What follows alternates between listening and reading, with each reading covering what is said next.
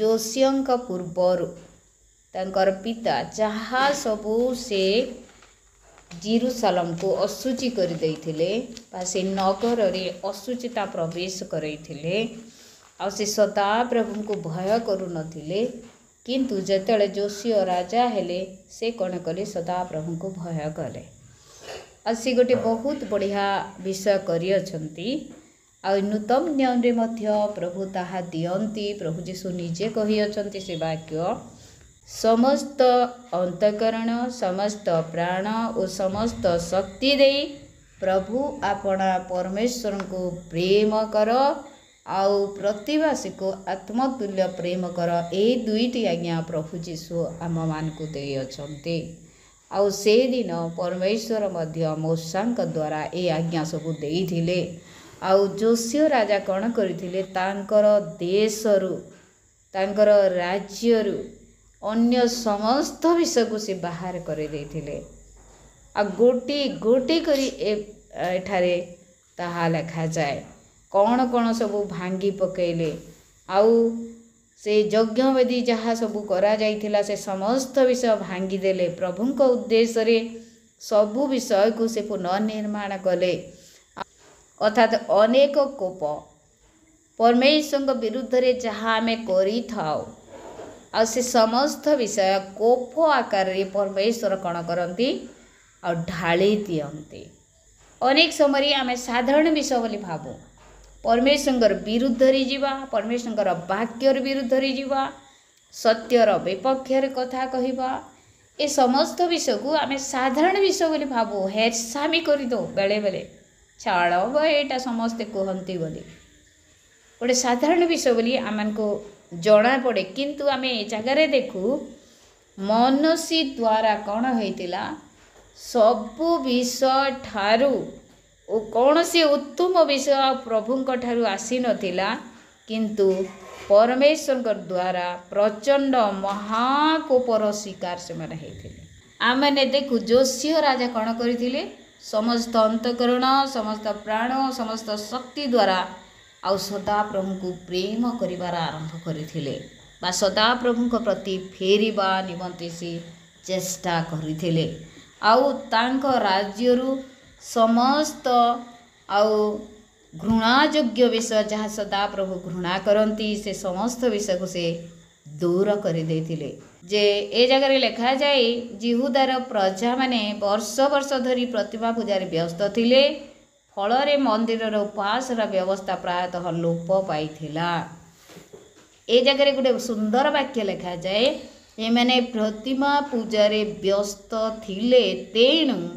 मंदिर उपासना व्यवस्था प्रायतः लोप पाइथिला आज आम मैंने निज निजर कार्य आम व्यस्त रोचु किंतु सदा प्रभु उद्देश्य आम जो समस्त विषय वाक्य प्रार्थना व्यस्त रहा कथा तांकर सहित संश्लिष्ट जीवन काटिबा कथा सेटा आम ठारू दूर हो जाउछि से दिन जे प्रकार हेइथिला जे जिहुदार प्रजा माने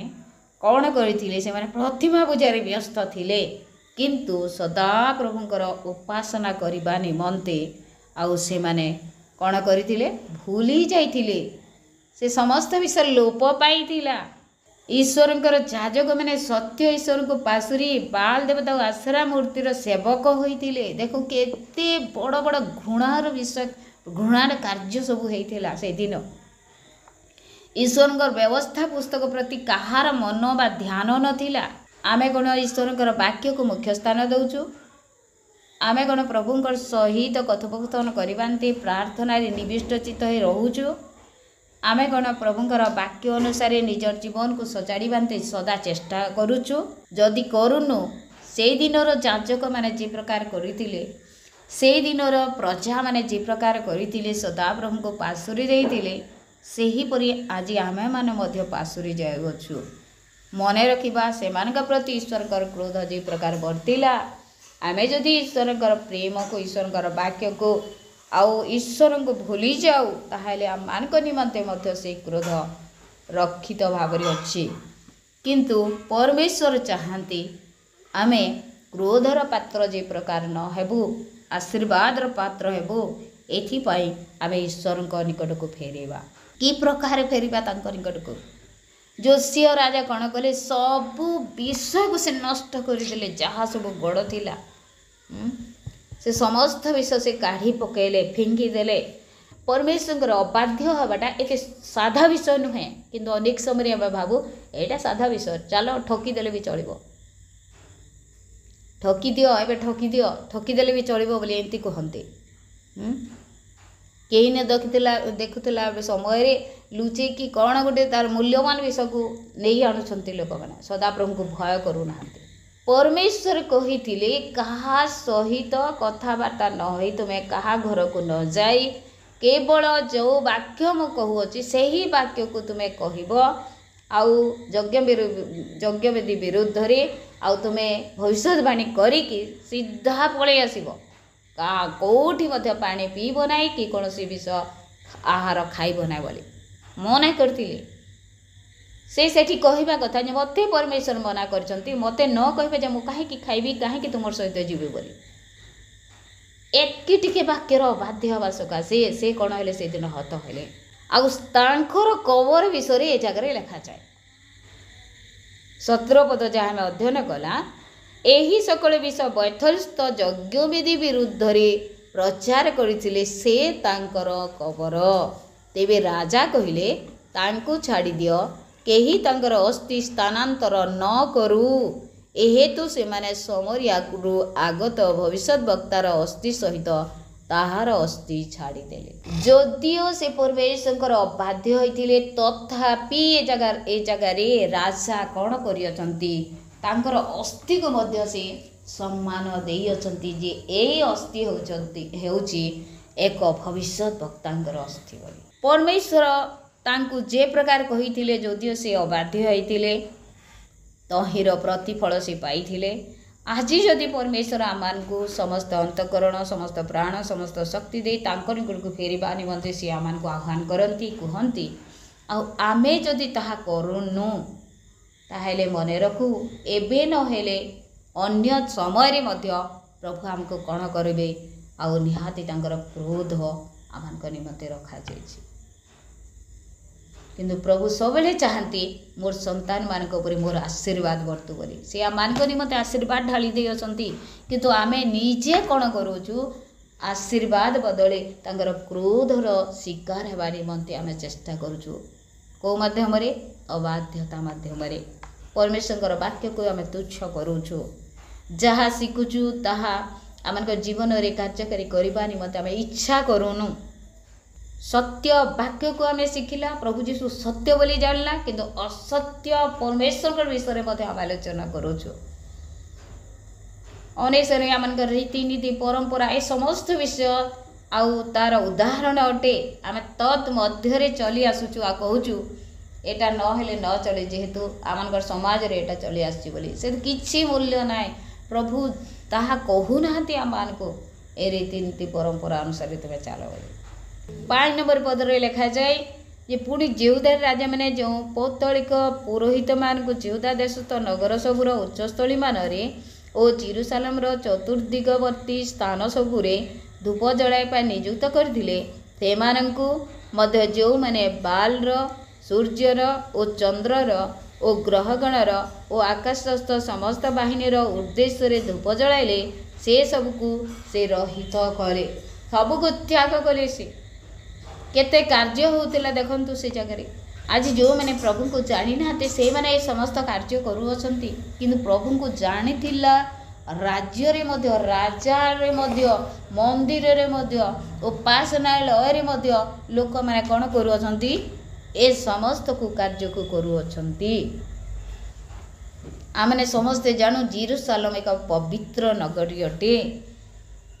जेरुसालेम एक पवित्र मंदिर अटे जो जगार सर्वजातीय लोक मैंने आसी जीवित परमेश्वर बा सदा प्रभु निकट प्रार्थना करिवार गृह अटे उपासना करिवार गृह अटे से गृह रे कौन कौन सब घटू अच्छे आम समस्ते जानी अच्छु। आउ जोशिया राजा कौन कले समस्त विषय को बाहर करदेले आउ जोशिया राजा निजे कौन कले एटा गोटे बहुत बड़ चिंतार विषय अटे निजे करबा विषय आमे सब अन्य को शिखे थाओ किंतु निजे करि न था आमे निजे करिबा कौन करिबा समस्त मन समस्त प्राण समस्त शक्ति देई प्रभु आपना ईश्वर को प्रेम करिबा तापरे अलगा लोक को शिखे। ए जगह रे जोशिया राजा निजे कले आ निजर राज्य रे ताहा शिखेले समस्त को आ राज्य लोक माने प्रभु को प्रति जेपरि फेरिबे आ रक्षा पाइबे आशीर्वाद प्राप्त हेबे एहा से चिंता करी लोक मान को उत्साहित करे। जो जो जगह पूजा पद्धति सबू थिला यज्ञवेदी सबू थिला सबू को भांगी देले से जहाँ सदा प्रभुंकर घृणार विषय से समस्त विषय को काढ़ी फोपाड़ी देले। आमने दैनिक हारू 2 नंबर स्टांजारू आमने अध्ययन करबा ईश्वरकर वाक्य को प्राधान्यता किए देइथिले जोशिया प्रधान स्थान देइथिले ईश्वरकर वाक्य को अर्थात से ही वाक्य अनुसार मु निश्चय मोर जीवन को सजाड़ी बोली से चिंता करे अर्थात परमेश्वर वाक्य अनुसार मु परमेश्वर वाक्य अनुसार चली बोली से कौन कले दृढ़ प्रतिकरबद्ध हेले। मंदिर भंडार गृह रे व्यवस्था पुस्तक मिलवा परे जोशिया राजा व्यवस्था पुस्तक पठन करी निजको नम्र कले व्यवस्था पालन करिबा पाई मनस्थ कले और मंदिर रे समग्र राज्य रे व्यवस्था पुस्तक प्रति समस्त मध्य आग्रह भाव सृष्टि करइले। एहा द्वारा समग्र राज्य रे आध्यात्मिक जागरण सृष्टि होइथिला। जोशिया राजा समस्त अंतकरण समस्त प्राण समस्त शक्तिर सह प्रभुंकर प्रति फेरिले। जदि आमानकर परिवार जने बापा समस्त अंतकरण सहित प्रभुंक निकट को फेरंती ताहेले परिवार अन्य माने मध्य प्रभुंक निकट को फेरिबा निमंते आउ से माने इच्छा प्रकाश करिवे। जदि जने आउ मंडलीर मुख्य बा बालक बा प्राचीन से माने जदि प्रभुंक निकट को संपूर्ण मन आत्मा शरीर प्राण दे फेरंती तांकर बाध्य हंती ताहाले अन्य माने मध्य ताहा देखि अनुप्राणित हेबे। जदि गोटे लीडर